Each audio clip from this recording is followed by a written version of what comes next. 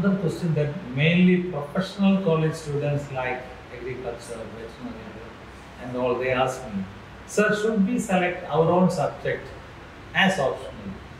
Or should we go for a lighter subject as they call it, like maybe history, geography, public health, or even a regional language like Malayalam, Tamil, Telugu, Odia, whichever it is comfortable to them. Moreover, they have to appear for the regional language in the this thing mains all streams, which they have to qualify for. So, how shall we address this? So I think the question has two parts. One is what is the option that we should take? Yes. Second question part is should we take the same subject that you took for your graduation? Yes. That is the second part of the question, I think. And the third part of the question is, can you take regional language? Yes. So I'll answer your first part of the question, which you say. And I have a small correction to make with all due respect. And you said some subjects. No. You said some subjects are like no subject is like exactly. Like say every work is noble, no work is mean. Exactly. No subject. So no subjects are lighter because yes. when you talk into the perspective of civil services, it all depends on your attitude. Interest. Exactly. Passion. How you comprehend that. Exactly. So sometimes when we talk about the subjects, so yeah. There are subjects, and let's talk about the subjects. Yeah. There are so many subjects that you can take up for civil service options, and some people always have a feeling that, if, as you said, if you are coming from an agriculture background, if you're coming from a mathematics background, and how should I choose my option? So I'll take this question as a complete answer of answering questions on optional. Yes. I would say choose an option. Normally in civil service circle, people say that choosing an optional subject is like choosing your spouse or choosing a girlfriend or boyfriend, because you have to spend a lot of time together. If you don't go gel together, it's not going to work out. So take a subject which definitely interests you. Then you will ask me, can I take a subject which I definitely have an interest? No, I would strongly suggest a few parameters that everybody should go before you choose an optional. And the first parameter definitely will be, go through, shortlist some favorite subjects. Shortlist some favorite subjects, say history, geography, sociology, agriculture, anything that you want. Parameter number 2, check out the syllabus of all the exams. Some people will feel that it's wonderful, it's very easy to work out, I really have an interest. Third parameter is, go through the previous year question papers. When you go through the previous year question papers, what happens is, say the shortlisted subjects are 4 or 5, the 4 or 5 will be eliminated, and what will happen, there will be 1 or 2 subjects. Because when you see the question papers, you lose interest for many subjects. It's not over. Then see, after seeing the question papers, see how many shortlisted subjects are remaining. If you still have one, then take that subject. If you still have deadlock, it's a deadlock between 1 or 2 subjects, then there is the next important parameter. Take the previous year question paper, try to write a UPSC answer. Take the mains question paper and try to write some answers. Show it to someone, show it to some mentor who is an expert, get their feedback. So imagine that you are tied up between sociology and public administration, two very popular subjects in civil services. Even after reading the question papers, you feel that I'm interested in sociology as well as I'm public administration.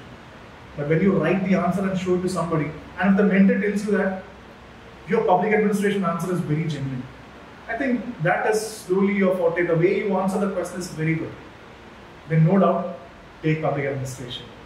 So this is how I think all the people who want to choose an optional subject should go through these parameters I have told you. So this is the general selection process. And the second important thing is, what is the subject, graduation subject or not.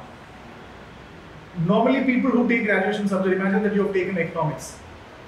So you have studied the economics, and definitely economics is an option that you can take for civil services also.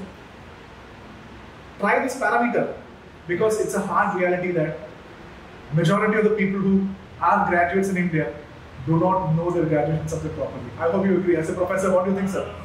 Eh? It's a tricky question. It's a tricky one. Cannot fully endorse. There are few. I said majority. Yeah, there are few. And another sub question for the former question is that How about changing your option? You find that later stage this is an uphill task. I cannot comprehend this subject. I think I'll take that side. First, I'll do this. I think That was a question. your choice. That was a question which I asked. I'm not generalizing, but it will be very unfair if I say that majority of the people would be.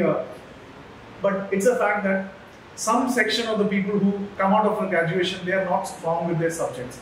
So they only feel that if I've taken economics, that doesn't mean that I'll go for an economic option.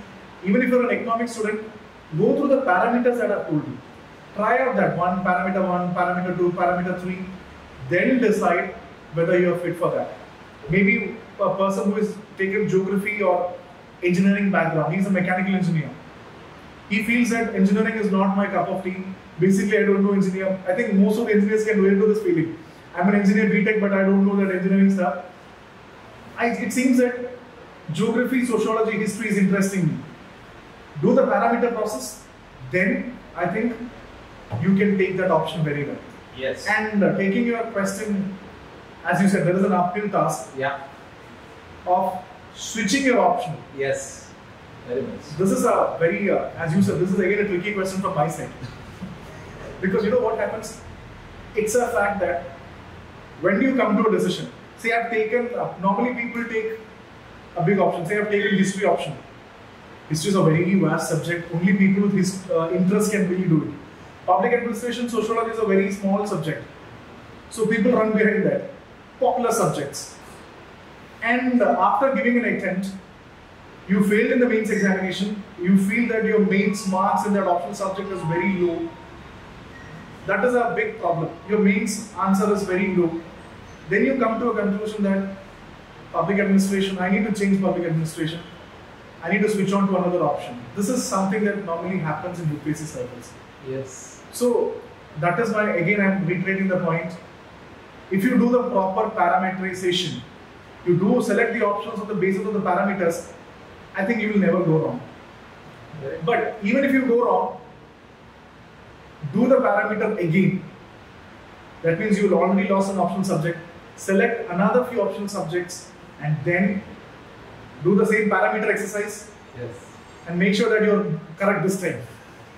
They should make sure that you are correct this time, because every time you cannot change your options, you only have 6 attempts. That is not a good way to prepare for civil service exam.